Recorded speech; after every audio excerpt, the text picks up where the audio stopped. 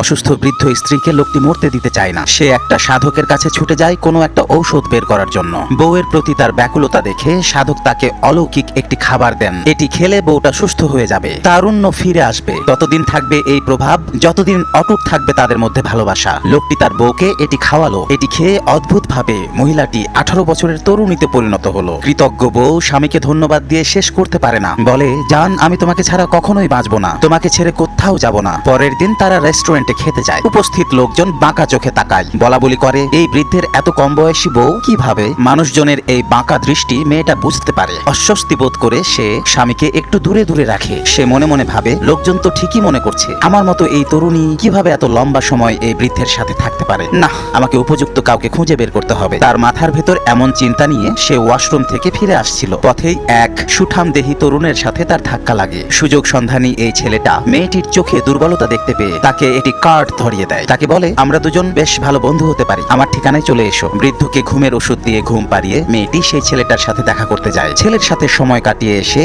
বাসায় ফিরে এসে দেখে বৃদ্ধ জেগে আছে। মেয়েটি বৃদ্ধকে মিথ্যা কথা বলে, কিন্তু বৃদ্ধ সব টের পেয়েছে। এখন একজন আরেকজনকে ভালোবাসে না। কিছুক্ষণের মধ্যে মেয়েটি আবার আগের বৃদ্ধা অবস্থায় ফিরে যায়। বন্ধুরা, বৃদ্ধের কি উচিত এই মহিলাকে আবার বাঁচানো? কমেন্ট করুন, লাইক তো অবশ্যই দিবেন।